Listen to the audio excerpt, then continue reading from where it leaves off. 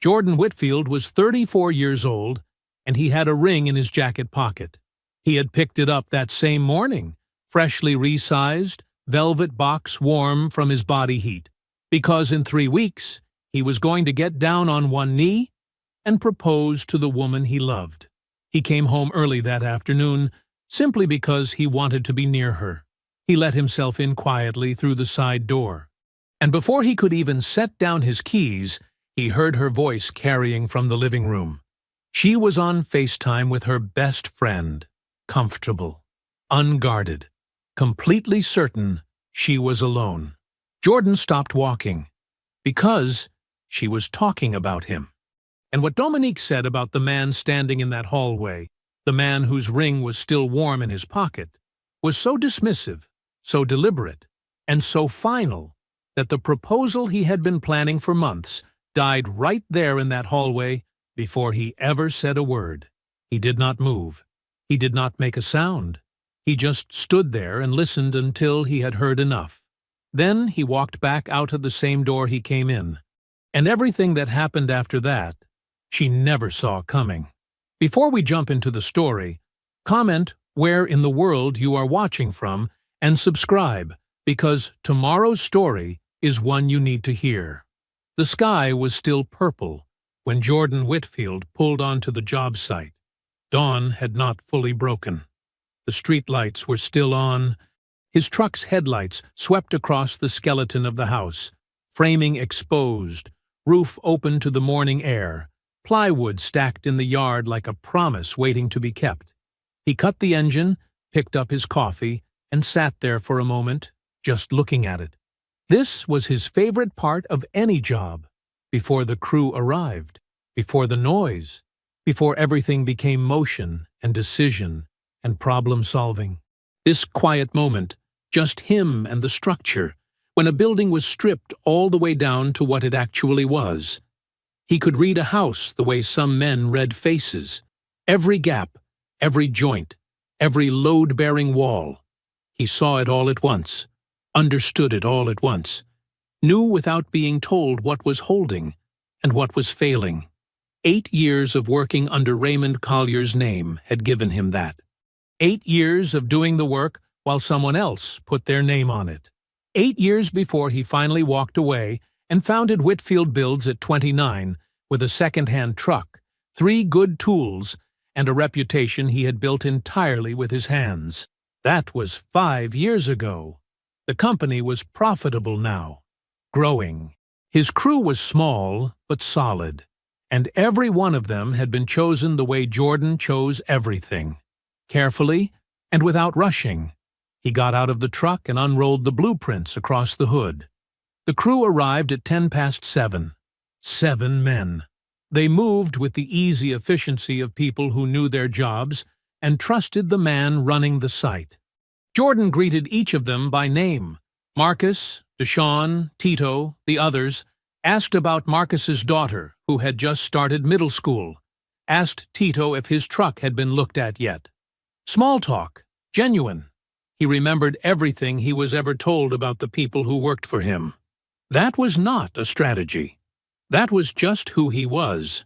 By 8:30, they were deep into it. Saws running, lumber moving, the site humming with the specific rhythm of men who knew what they were building toward. Jordan was reviewing a section of the revised framing plan near the back of the structure when he spotted it.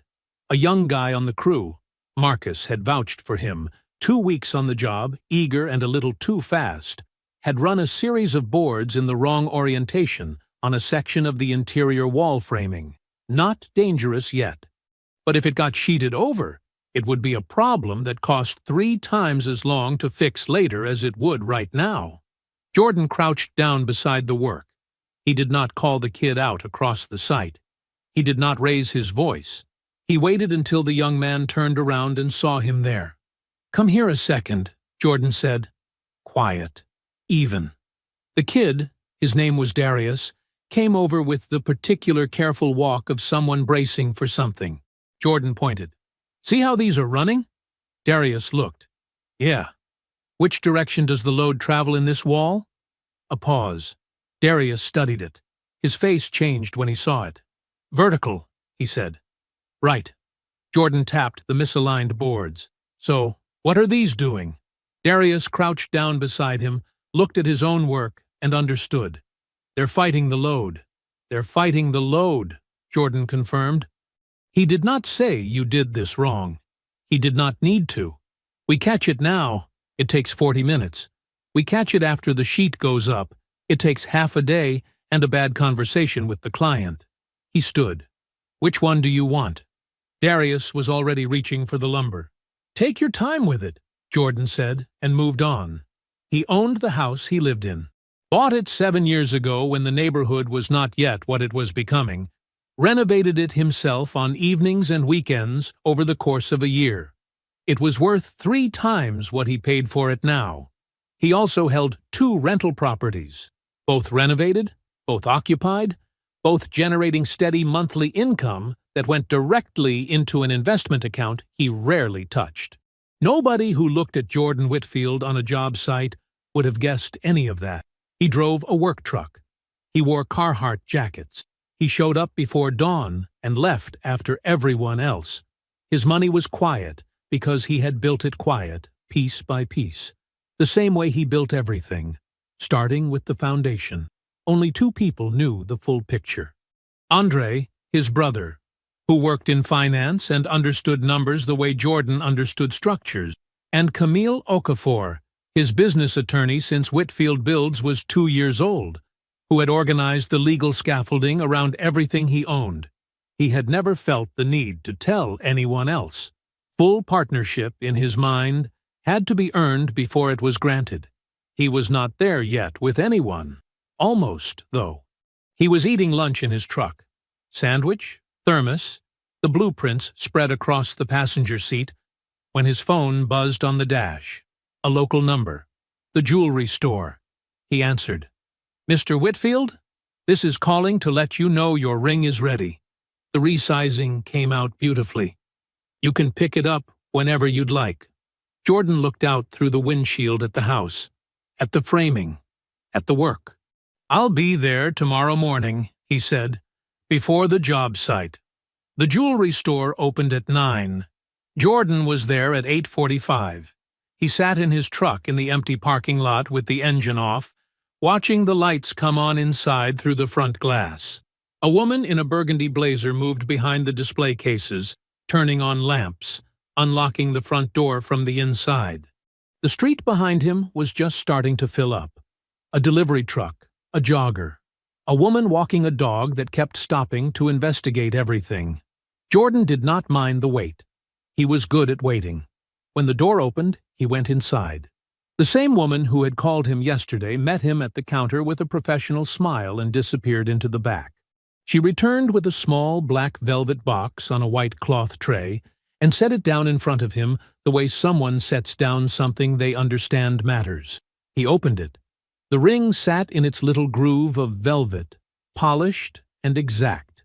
Simple setting, clean lines. He had picked it because it looked like something built to last, rather than something built to impress. Dominique had admired something similar in a store window 3 months ago. Offhand, not knowing he was cataloging it. He had been cataloging a lot of things for a long time. The woman asked if everything looked right. "Yes," he said. "It's right." He paid, thanked her, and walked back out to the parking lot. He stood beside his truck for a moment in the cool morning air, the box closed in his hand, not opening it again, just holding it, feeling the small weight of it and everything it meant. He had been with Dominique for 2 years. He had not rushed a single day of it. He had watched and listened and waited until he was certain, completely certain. And then he had gone and bought the ring. That was 3 weeks ago. He had been planning the moment carefully since then. He put the box in his jacket pocket, got in the truck, and drove to the job site. He noticed his hand drifting to his jacket pocket before he even realized he was doing it. The first time was mid-morning, standing at the back of the site watching Deshawn and Tito wrestle a long beam into position. His right hand just moved there on its own, fingers finding the small rectangular shape through the fabric, pressing once and pulling away, like checking that something valuable was still where he left it. It happened again during a materials call, and again when he was crouched over the foundation plans, not anxious, not nervous, just the quiet, reflexive need to confirm it was there, the way a man touches his chest pocket to make sure his wallet is present. Habit formed out of meaning, not worry. He liked having it on him. That surprised him a little. He had expected to feel the weight of it as pressure. Instead, it felt like ballast, like something that kept him steady and level in a way he could not quite explain. The inspection call came at 2:30. One of the city inspectors had a family situation and needed to reschedule. Could they push to next Tuesday? Jordan said yes without hesitation. It was a minor setback, easy to absorb. He confirmed Tuesday, hung up, and looked around the site. His crew could carry the afternoon without him. Marcus knew the plan. Everything was moving the way it was supposed to move. He thought about going back to the office to get ahead of some paperwork. He thought about swinging by the supply yard to confirm a delivery date. He thought about 3 things he could do with 2 free afternoon hours that would have been practical and productive. Then he thought about Dominique. She worked from home on Thursdays. Right now, she was probably at her desk in the corner of her living room, laptop open, coffee going cold the way it always did because she made it, and then forgot to drink it. She would have her hair up. She would be wearing something comfortable. She would look up when she heard him come in, and her face would do the thing it did, that particular softening, that quick, warm shift, and he would not say anything about the ring. He was not going to do that yet. He just wanted to be near her. He told Marcus he was heading out. Marcus nodded, without looking up from what he was doing. He used his key on the side door, the entrance off the kitchen hallway that skipped the front steps, and the loud welcome of the hinges that always announced visitors on the main door. He was not trying to be quiet for any reason. He was just being considerate. He always came in the sideway when she was working so the sound of his arrival would not break her concentration all at once. He stepped inside, pulled the door closed behind him, reached back to turn the deadbolt. And then he heard her voice. She was in the living room, animated, relaxed.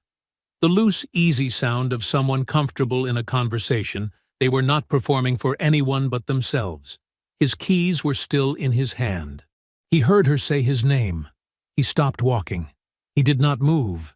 His keys were in his right hand. The velvet box was in his left jacket pocket. He could feel both of them, the cold teeth of the keys pressing into his palm, and the small, warm weight of the box against his ribs. He stood in his own hallway, and he did not move, and he listened. "I mean, Jordan is sweet," Dominique was saying.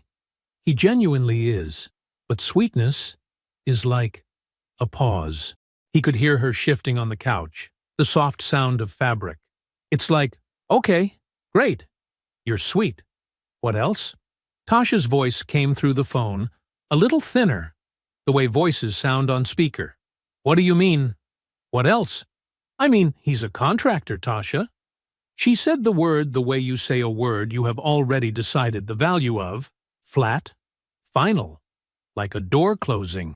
He drives out to job sites every morning, and he manages his little crew, and he comes home, and that's it. That's the whole thing. That's all there is.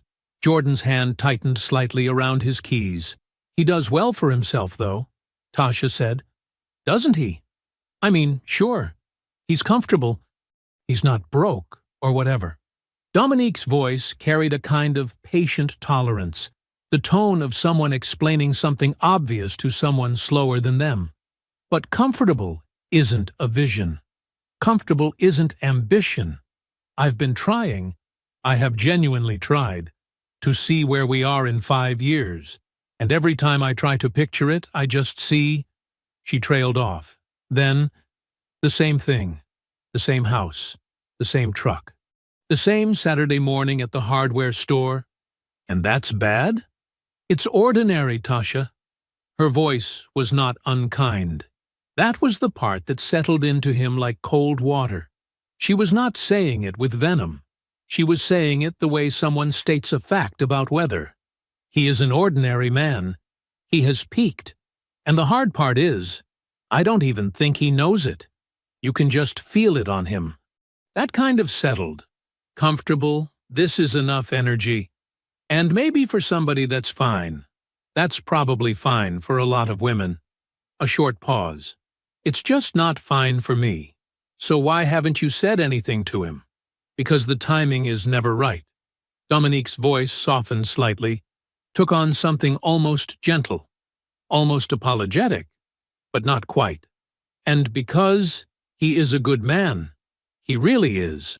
I don't want to hurt him. But you're going to. I know. The word landed quiet and untroubled. I keep waiting for a moment that feels right. Something clean. I don't want it to be a whole thing. Another pause. He's going to be so heartbroken, though. Like, genuinely. He actually thinks I'm it for him. You can see it every time he looks at me. There was a short silence on Tasha's end. That's a lot to carry, Tasha said. I know. Dominique made a small sound, not quite a laugh, not quite a sigh. Something between the two. The sound of a woman who found the weight of someone else's feelings mildly inconvenient. It's actually kind of sad. He's out here fully committed and I'm just… She stopped. I'm just waiting. Jordan looked down at his hand. He had not noticed that he had pressed his palm flat against the wall beside him. He moved it away slowly. Does he know about Brett? The question came from Tasha, and it arrived in the hallway like something dropped from a height. God, no! Dominique laughed. It was quick and easy and utterly uncomplicated. The laugh of someone who found the idea mildly absurd. No, absolutely not. Okay, Tasha said. Her voice had gone a little careful. It's fine, Dominique said. Everything is fine. I just need to figure out the timing. Jordan stood in the hallway for another moment. He did not move. He did not make a sound. He simply stood there in his own home with the keys in his hand and the ring in his pocket and absorbed every last word until there was nothing left to absorb. Then he turned around. He went back out through the side door the same way he had come in. Slow, quiet. He pulled it shut behind him with the same care he had used coming in, the latch catching without a sound. He walked to his truck. He got inside. He sat there. After a long moment, he reached into his jacket pocket and took out the velvet box. He did not open it.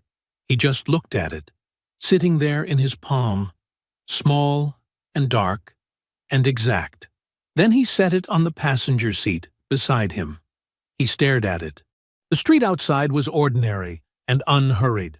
Someone's sprinkler had come on across the road. A kid on a bike rolled past without looking up. Jordan started the truck. He did not go back inside. He pulled away from the curb and drove, and the ring box sat on the passenger seat beside him the whole way, and he did not touch it again. Andre's apartment was on the 4th floor of a building in Midtown.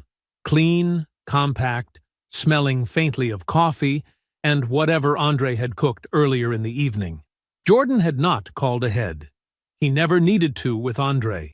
He just showed up, and Andre opened the door. And that was that. Andre took one look at his brother's face and stepped back from the doorway without a word. They sat at the kitchen table. Andre had poured 2 glasses of water. Neither of them touched the glasses. Jordan talked. He did not raise his voice. He did not editorialize. He laid it out the way he laid out a job estimate. Every line item in order, nothing skipped. Sweet, but that's all he has. Just a contractor. Ordinary. He peaked, and he doesn't even know it. He said the words exactly as Dominique had said them. He kept his voice level the whole way through. He did not look away from the table. Andre sat very still. That was the thing about Andre. People who did not know him assumed he was always in motion, always loud, always the first one talking. And usually that was true. But in moments that mattered, Andre could go completely still. He was still now. His jaw was set. His eyes had gone dark and quiet in the way they went dark and quiet when something made him genuinely angry. Not surface angry, not inconvenienced angry, but the deep, slow-burning kind that did not make noise right away. Jordan got to the end of it. He said Brett's name. He said what Tasha had asked. He said what Dominique had said back. God, no. And the easy laugh that came with it. Then he stopped talking. The refrigerator hummed. Somewhere below them, a door closed. Andre said, "I'm going over there." "No." "Jordan." "No." Jordan's voice was flat and final. Not raised. Just done. "Sit down." Andre had not stood up, but something in him had leaned forward, and now it settled back. He looked at his brother. Jordan met his eyes. "She thinks I don't know," Jordan said. "That's the only advantage I have right now, and I'm not burning it tonight. She sat there and called you ordinary to your face, to Tasha's face, not mine." Jordan picked up his water glass and set it back down without drinking. "She doesn't know I was in that hallway. She's going to go to sleep tonight thinking everything is fine. I want her thinking that for a while longer." Andre was quiet. His hands were flat on the table. "She's been building something behind my back," Jordan said. "I need to know what it is before I move. All of it. Not half of it, not most of it. All of it." He looked at Andre steadily. "You know people in finance. Brett Calloway. That name mean anything to you?" Andre thought for a moment, shook his head. "Regional VP. Wellness, or adjacent, I think. She met him at a conference." Jordan kept his voice even. "I need whatever is publicly available. Professional background. Where he works, who he works with, what his footprint looks like. I'm not asking you to do anything that isn't already out there. I just need someone who knows how to find it fast." "I've got 2 people who can have that by Thursday," Andre said. His voice had settled now. He was already doing the math. "Thursday is fine." Andre looked at him for a long moment. There was something in his face, not just anger anymore, but something older, something that came from years of watching Jordan work and build and give, and knowing, in the specific way a younger brother knows, exactly what this cost him. "You all right?" Andre asked. Jordan looked at the table. "Not tonight," he said. "But I will be." That was all either of them needed to say about it. Dinner at home was chicken and rice, something Dominique had put together while he was gone. She asked where he had been. He said he had stopped by Andre's. She said that was nice. She served them both and poured herself a glass of wine, and the evening moved forward the way evenings do, ordinary and warm and entirely false. He washed the dishes. She dried them. She bumped her shoulder lightly against his at the sink, and he smiled at her. And the smile came easier than he expected, which told him something about himself he was not sure he wanted to know. On the couch afterward, she reached for his hand. He let her take it. Her fingers wrapped around his, and he sat there with the television on, and her hand in his, and he did not feel what he was supposed to feel. He felt something else entirely. Something careful and clear, and very, very cold. In the glove compartment of his truck, parked in the driveway, the velvet box sat in the dark. He left it there. That night, he lay on his back in the dark and stared at the ceiling. Beside him, Dominique's breathing went slow and even. She was asleep. She had no trouble sleeping. Jordan stared up at the ceiling, and he thought about every word she had said. He peaked. You can feel it on him. This is enough energy. It's actually kind of sad. He let each one sit there. He did not push them away. She said men like me never go anywhere, he thought. She has no idea how far I've already planned to go. Andre texted on Wednesday morning. 2 words. Come by. No time? No explanation. Jordan read it between site visits, slipped his phone back into his pocket, and finished his afternoon without changing his expression once. He got to Andre's at 6:30 that evening. Andre was standing at the kitchen counter when Jordan walked in. He had a folder in his hand. Actual paper printed out.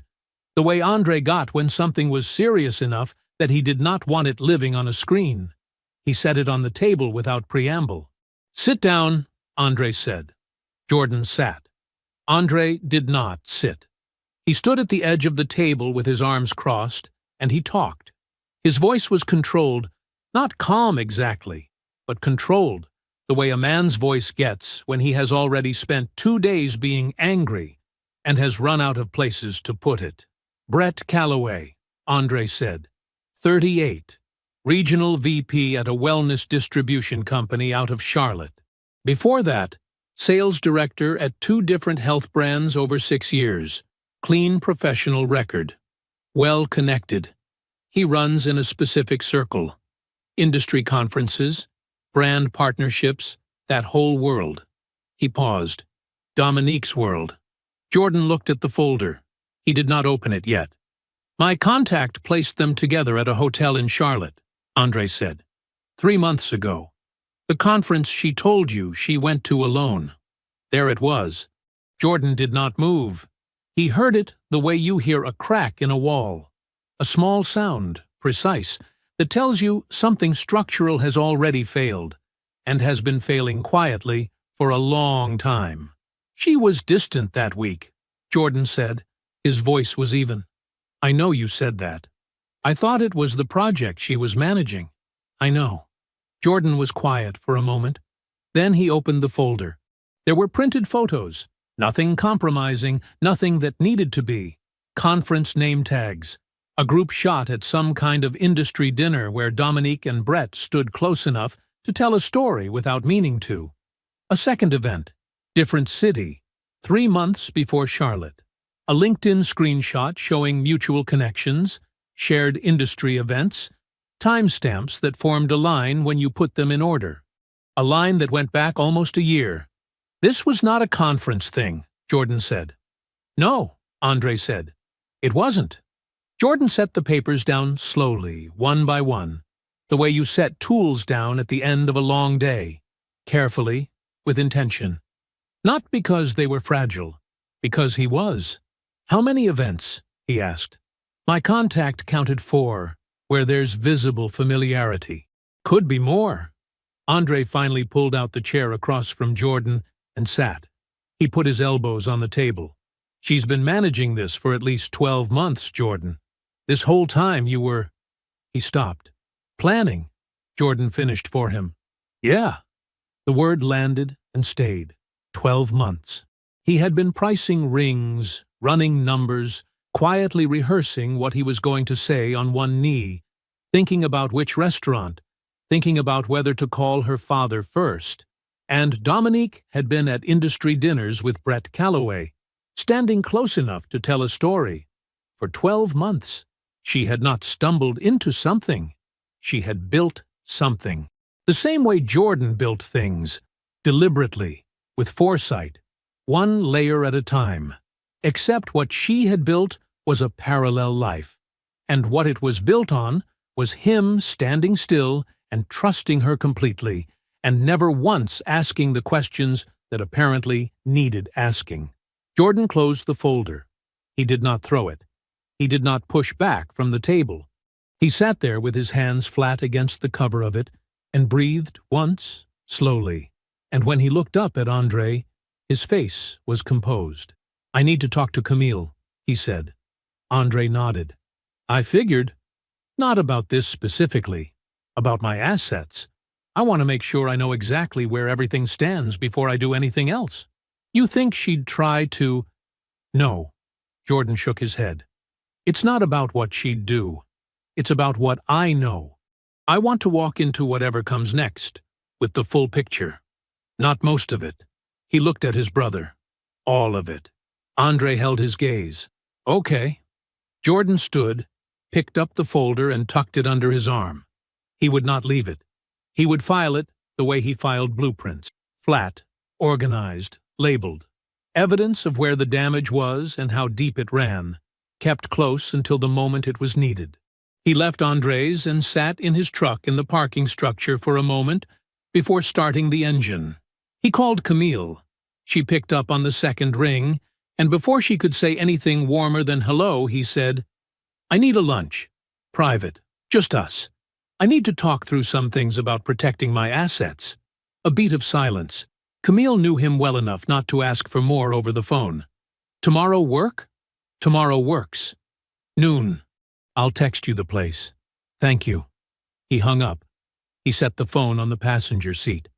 The folder was on the seat beside it. He looked down at his hands resting against the steering wheel, calloused, scarred in small places, the hands of a man who had built things with them since he was 22 years old and had not stopped once. He was not finished building yet. Camille was already at the table when Jordan arrived. That was a Camille thing. She was always already at the table. She said once that being early was the only form of control worth having in an uncertain world, and Jordan had never forgotten it.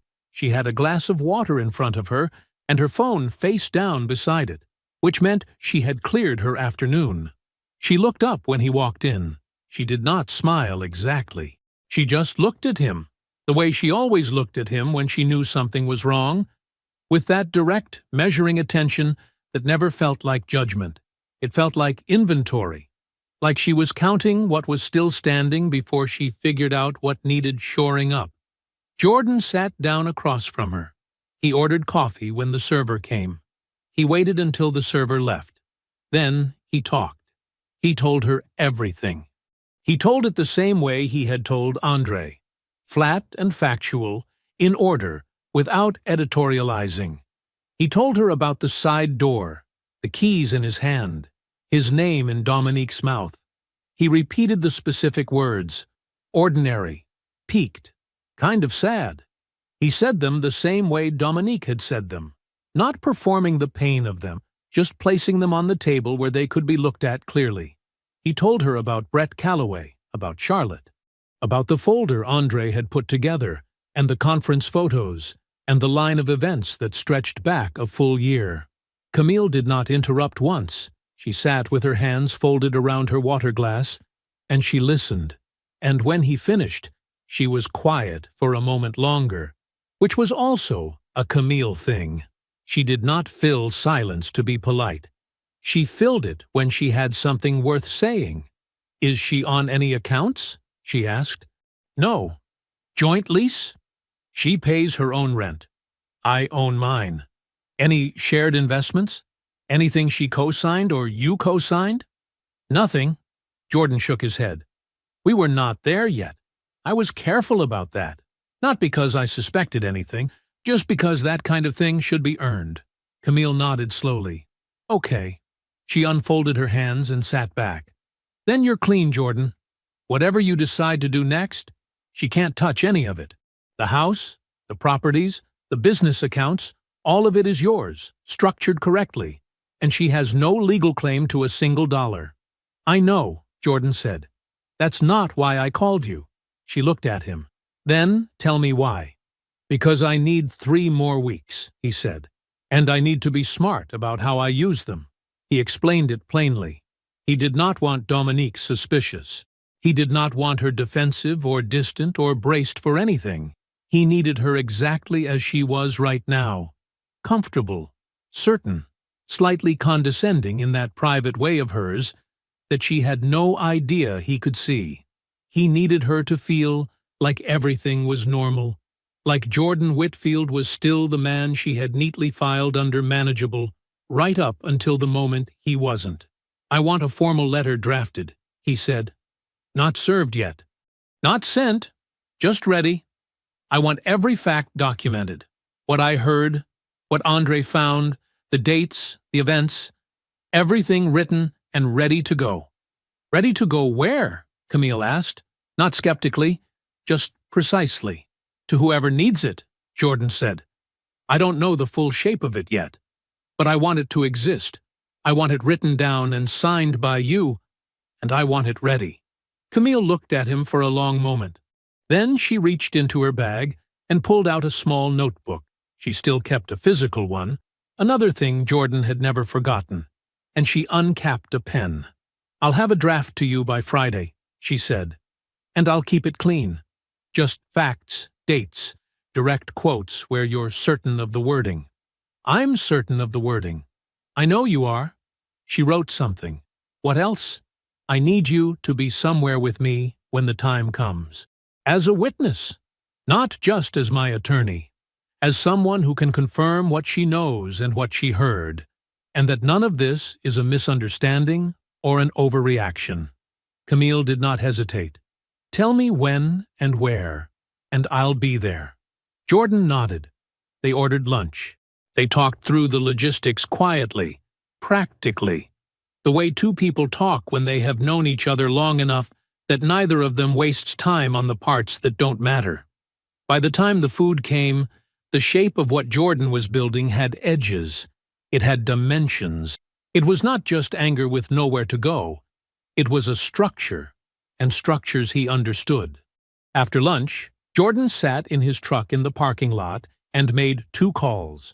The first was to Marcus Webb, a developer he had been in careful conversation with for several months about a mixed-use renovation project, a $2.4 million job, the kind of contract that would double Whitfield Build's profile in one move. Jordan had been slow to commit, wanting to be sure. He was sure now. Marcus picked up on the 3rd ring. Jordan said, I've made my decision. I'm ready to move forward. A pause. Then Marcus, warming immediately. That's what I was hoping to hear. I'll get the paperwork started this week. Good, Jordan said. Let's build something. The second call was to his bank. He moved a significant portion of his liquid savings into a separate account, one that existed only in his name, organized and clean. A clear line drawn around what was his before anything could blur it. Not hiding, clarifying. The way you mark load-bearing walls before a renovation so nobody cuts through the wrong thing by accident. He hung up and drove back to the job site. He pulled in, parked, cut the engine. He got out, lifted his hard hat from the back seat, and settled it on his head. The afternoon sun was still high. His crew was working. He could hear it before he could see it. The sounds of progress, of things being made. He put on his gloves and walked toward the noise. He felt calm, not numb, calm. The specific calm of a man who has stopped waiting to understand the problem and has started solving it. He went back to work. The message came through Marcus Webb's assistant, of all people. Jordan was on the job site when his phone buzzed. A text from a number he didn't recognize, short and careful. This is Tasha Monroe. I got your number through Marcus's office. I know that's strange. I just need 10 minutes. Please. He read it twice. He set his phone in his shirt pocket and finished directing his crew through the morning's framing work before he stepped away to the edge of the lot where it was quiet. He wrote back, name, the time, and place. She was already there when he arrived. The coffee shop was a small, unremarkable place, the kind with mismatched chairs and a chalkboard menu, and no one who would recognize either of them. Jordan had driven past 2 closer options on the way and chosen this one deliberately. Tasha was at a corner table with a coffee she hadn't touched. She was dressed like someone who had come from work and changed her mind about how professional to look. Blazer, no bag, hands flat on the table. She looked up when he walked in, and something in her face shifted. Not relief, exactly. More like the expression of a person who has finally made a decision they kept almost making and backing away from. Jordan ordered a black coffee at the counter, brought it to the table, and sat down across from her. I appreciate you coming, she said. You said 10 minutes, Jordan said. I've got 10 minutes. She nodded. She looked down at her untouched cup. Then she looked back up. And when she spoke, her voice was steady, but her hands weren't. They pressed flat against the table like she needed something solid under them. Dom and I had a falling out, she said. It wasn't about you. It doesn't matter what it was about. But after it happened, I couldn't keep carrying this. I've been carrying it for months, and I don't... She stopped, started again. It's not right. What's been happening? It's not right. And you deserve to know. Jordan said nothing. He let her find her footing. "She's been talking to her family," Tasha said. "Her mom, her sister. For months now, she's been telling them that you're not serious marriage material, that you're financially unreliable, that your business doesn't have real prospects."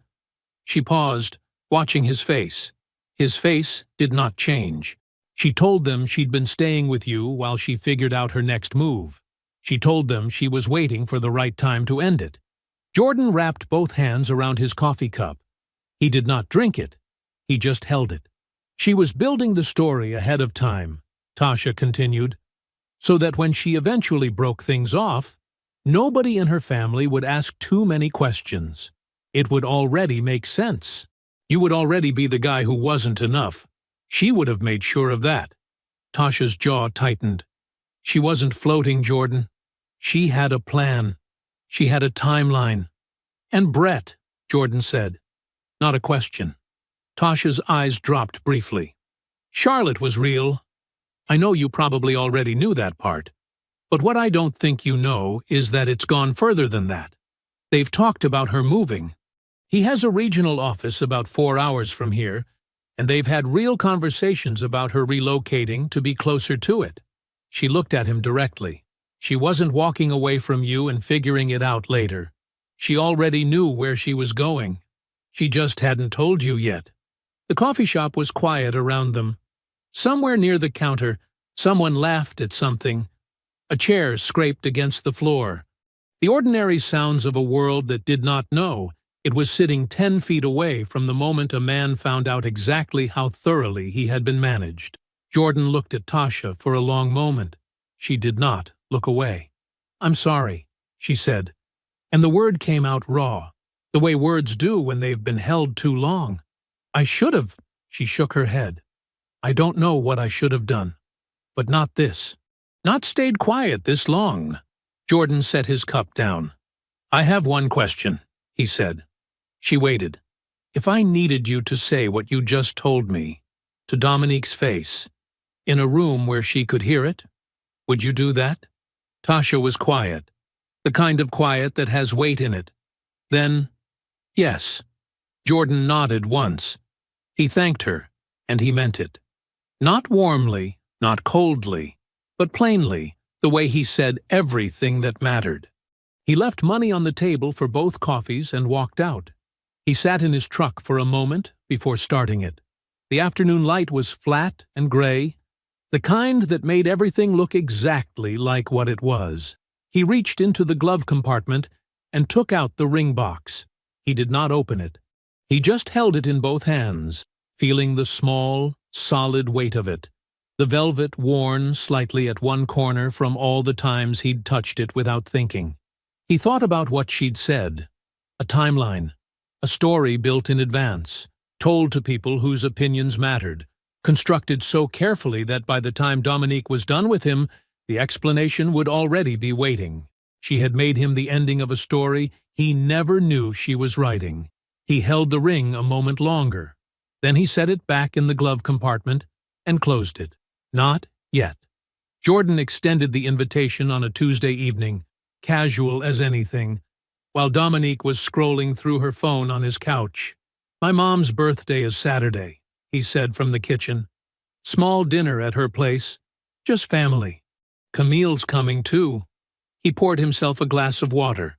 "I'd like you to be there." Dominique looked up.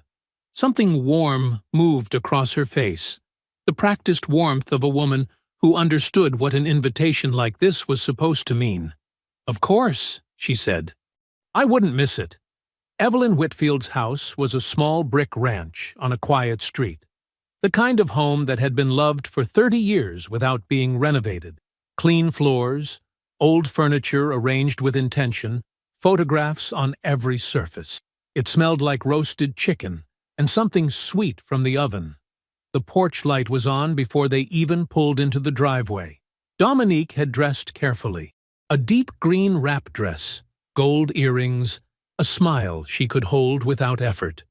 She brought flowers, yellow tulips, and when Evelyn opened the door, Dominique presented them with both hands and a warmth that would have convinced almost anyone. Evelyn accepted the flowers. She smiled the way mothers smile when they are thinking more than they are saying. "Come on in," she said. "Dinner's almost ready." The table was set for 5. Andre was already there, jacket off, leaning against the kitchen counter when they came in.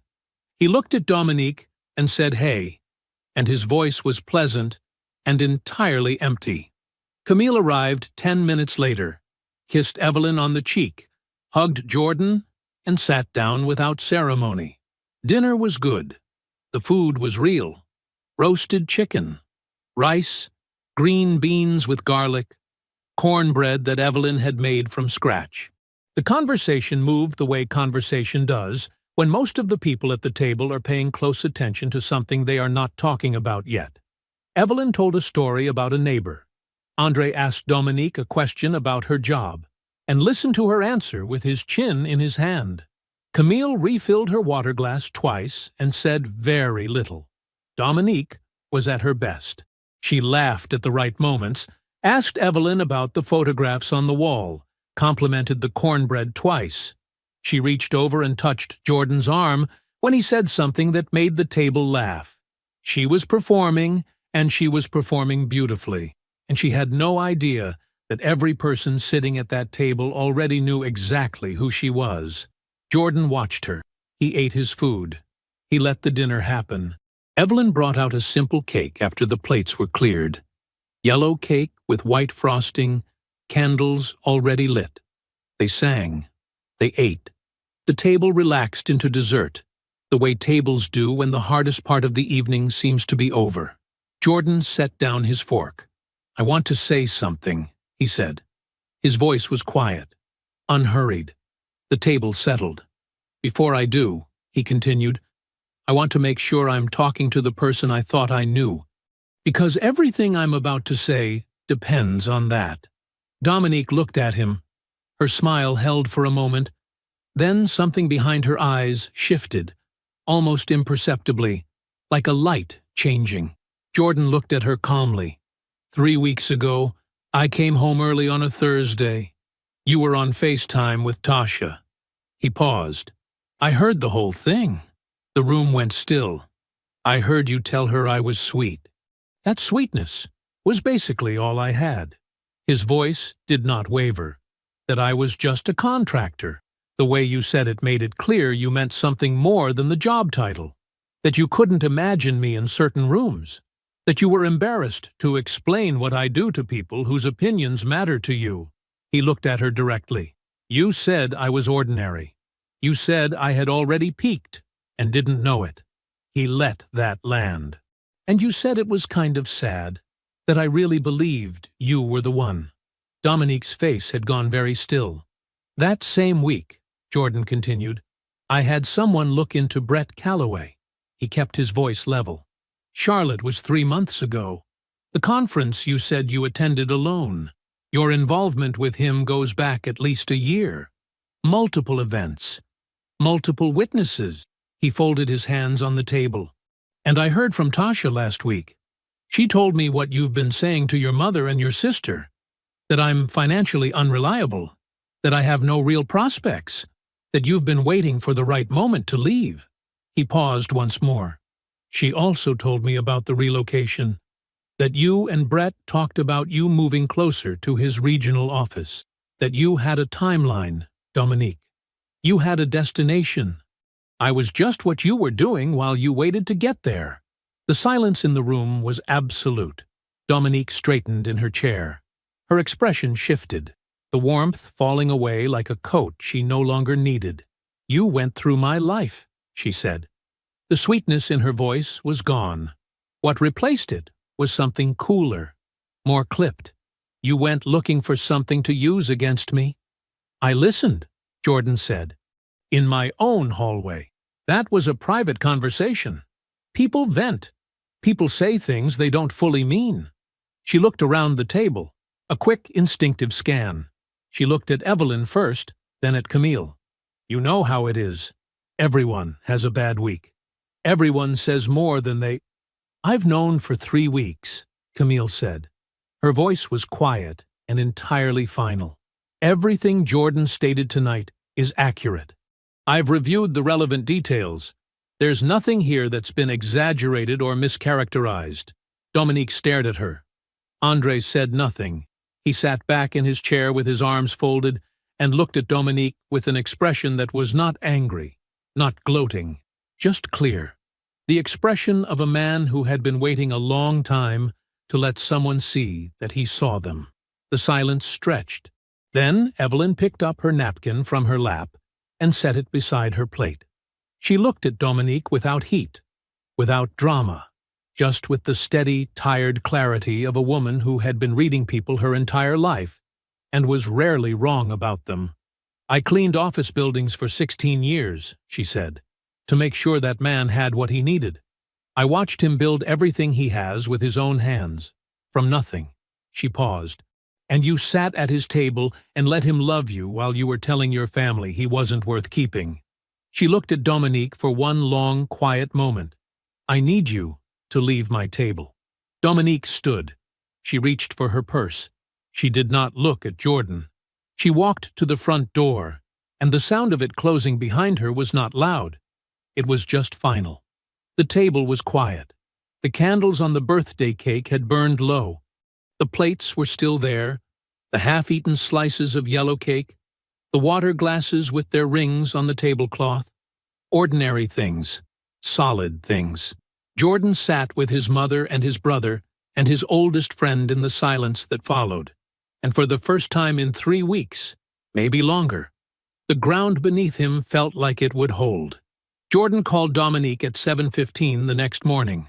She picked up on the second ring. Jordan, I'm going to say 4 things, he said. I need you to listen. She went quiet. We're done. His voice was even. No heat, no tremor. If you need to collect your things from my house, send me a time and I'll make sure I'm not there. After that, don't contact me. A brief pause. I hope you find what you're looking for. He ended the call. He set the phone on the kitchen counter and stood there for a moment. The house was quiet around him. Morning light came through the window above the sink in a long, flat stripe across the floor. He poured the rest of his coffee down the drain, rinsed the mug, set it in the rack to dry, and went to get ready for work. He made one other call before he reached the job site. Marcus Webb was the marketing director at Caldwell Properties, Jordan's largest commercial client, a mid-sized developer he had worked with for 3 years. Jordan had referred Dominique's wellness brand to Marcus's team for a joint campaign almost 8 months ago. A professional bridge he had built himself, connecting 2 parts of his life that he had believed at the time were both worth investing in. Marcus picked up after 2 rings. Jordan, what's good? I want to give you a heads up, Jordan said. He kept it brief, professional, the tone of a man tidying a shared workspace before someone else had to notice the mess. Dominique and I have separated. I don't anticipate any complications on either side, but I wanted you to hear it from me, not through the grapevine, so there's no awkwardness if her name comes up in your orbit. Marcus was quiet for a half-second. I appreciate that. You good? I'm working, Jordan said. That's the same thing. Marcus laughed quietly. Fair enough. We'll talk soon. Jordan hung up. He pulled into the job site, parked, and got out of the truck. He had not said anything false. He had not said anything cruel. He had simply made sure that the first version of the story that reached that circle, a circle Dominique had deliberately cultivated through Jordan's own professional relationships, was his. He did not know, and would not know for several days, about Tasha. What Tasha did was not coordinated. It was not a strategy. It was simply a woman who had been carrying too much weight for too long and finally set it down in the wrong place. Or, depending on your perspective, exactly the right one. She was having lunch with a colleague named Priya, who worked in brand partnerships and traveled in the same mid-size marketing circles as Dominique. The conversation shifted the way conversations shift when people are relaxed and off guard. And Tasha said something she had not planned to say. Not everything. Not a speech. Just enough. that Dominique had been involved with someone seriously, that the someone did not know about Brett, that the whole thing had just come apart badly and publicly. Priya knew someone in Brett's regional office. By the following Wednesday, Brett Calloway knew. He had not known. That part, it turned out, was true. Whatever Dominique had told him about her personal life, she had managed it carefully enough that Brett had no clear picture of Jordan, his name, his reality, the 2 years he and Dominique had spent building something together. When the full shape of it reached him, Brett did not call Dominique to discuss it. He did not offer explanations. He simply went quiet in the particular way that men go quiet when they realize they have been a piece in someone else's game without being told they were playing. The relocation, the timeline Dominique had been quietly constructing, the future she had been angling toward, while Jordan slept beside her, dissolved without ceremony. There was no confrontation, no dramatic ending. There was just a door that had been open, and then was not. Dominique's mother called her that same week, her sister too, within a day of each other. Neither of them knew the specifics. They knew only what Dominique had told them over the past several months, that Jordan was going nowhere, that he lacked ambition, that his finances were unstable, that she was too smart and too driven to stay. They had listened and nodded and affirmed her. Now they watched their daughter, their sister, start over. Alone. In an apartment she was suddenly responsible for on her own. Without the man she had dismissed, and without the future she had quietly planned, instead. Neither of them said much. They didn't need to. Jordan stopped at the jewelry store on his way home from the job site. He walked in, set the small velvet box on the glass counter, and told the woman behind it that he needed to return it.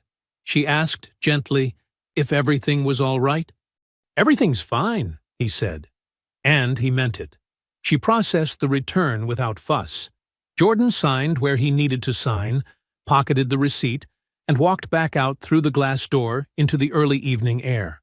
He stood on the sidewalk for a moment, hands in his jacket pockets, and took stock of what he felt. Not grief. Something cleaner than that. He thought of a wall he had once taken down on a renovation, a wall everyone assumed was decorative, inessential. When he pulled it, the structure beneath it was solid. The bones of the thing were sound, stronger, in fact, than the surface had suggested. That was what this felt like. He walked to his truck and got in. The magazine was sitting on his doorstep when he came down for coffee. Not a digital notification. Not a link forwarded by someone in his network. An actual print copy, the kind with weight to it. Regional Architecture and Design, spring issue, mailed ahead of the public drop date as a courtesy to the subject of the feature. He picked it up on his way back from checking the mail, tucked it under his arm, finished making his coffee, and sat down at the kitchen table. He turned to page 47. The headline read, "Built from the Ground Up. How Whitfield Builds Became One of the Region's Most Trusted Names in Mixed-Use Renovation." Below it, a photograph of the completed Dellwood project, the $2.4 million mixed-use renovation, finished and fully occupied, its brick facade clean and warm in the late afternoon light. Jordan remembered the day that photo was taken. He had been standing just off-frame, talking to one of his crew leads about a punch list item. He had not known the photographer was shooting. He read the piece slowly, the way he read blueprints, carefully, taking note of the details. The writer had gotten most of it right. She wrote about Whitfield Builds doubling its staff in 14 months. She wrote about the Dellwood project, the scope of it, the timeline, the way Jordan's crew had managed a gut renovation on a mixed-use building without a single OSHA incident and 4 days ahead of schedule. She wrote about Marcus Webb at Caldwell Properties, saying, on the record, that Jordan Whitfield was the contractor you call when you want it done right the first time. She also wrote about Darius. Darius Cole was 26 years old. He had come to Jordan 2 years ago through a workforce development program. Young, technically sharp, still rough around the edges in the ways that a year of real job site experience would eventually smooth. Jordan had seen something in him immediately. Not just the skill, but the hunger underneath it. The specific hunger of a young man who knows he is capable of more than anyone has yet trusted him with. He had mentored him through 2 full project cycles, given him increasing responsibility, watched him earn it. And 8 months ago, Jordan had offered him a junior partnership in Whitfield Builds, a formal stake, a real title, a seat at the table. The magazine quoted Darius directly. "Most people in this industry will use you. Jordan is the first person who showed me what it means to actually invest in somebody." Jordan set the magazine down and picked up his coffee. He looked out the window at his backyard. The morning was clear and cold, the kind of cold that made the air feel sharp and clean. The third investment property, a 4-unit in a neighborhood 2 miles east, was already fully rented, cash flowing quietly in the background the way the first 2 did. No drama, no announcement, just the steady accumulation of a man who understood that wealth is built in layers, not announced all at once. He sat with the quiet for a moment. He thought about Dominique, not with grief, not with anger. The thought arrived, and he observed it the way you observe a passing car. It came, and it went, and it meant nothing about where he was standing. He had heard, through no particular effort on his part, that she had relocated 8 months ago. A smaller market, a lateral title. The move she had planned for herself shrunk down to the version available after the version she wanted fell apart. He did not know the details and did not look for them. It was not his story anymore. His phone buzzed on the table. He picked it up. The message was from Tasha. Saw the feature. "You deserve everything in it." That was all. No explanation, no preamble. He read it once, set the phone face down, and finished his coffee. Andre had made a reservation at a good restaurant, the kind of place with cloth napkins and a wine list organized by region, the kind of place their mother would have told them was too expensive and then let them take her to anyway. They ordered well, they ate slowly. They talked about Evelyn, how she had finally agreed to let Jordan replace the water heater that had been running on borrowed time since 2019, how she had attended her church's senior bus trip to Savannah and come back with photographs and strong opinions about the food. They talked about Andre's work, a promotion he was modest about but clearly proud of. They talked about the next project Jordan was scoping, a residential development on the east side, 3 single-family homes, a smaller footprint than Dellwood but cleaner margins. There was no heaviness to the conversation, no performance. At some point, between the main course and dessert, Andre looked at him across the table and said, "You look different than you did a year ago." "Different how?" Andre thought about it. "Like yourself," he said. "Like you're actually here." Jordan nodded once. He did not add to it. And Andre did not need him to. He drove home alone after dinner. He pulled into the driveway, killed the engine, and sat for a moment in the dark interior of the truck. The neighborhood was quiet. A porch light across the street threw a small, warm circle on the pavement. He did not think about Dominique. He thought about the East Side project, about the soil reports he needed to review, about a conversation he wanted to have with Darius in the morning, about managing the subcontractors. He got out of the truck. He went inside. He got to work. I hope you enjoyed that one. Be sure to like the video and subscribe so you don't miss the next story. I've picked out 2 more for you that I think you'll really like.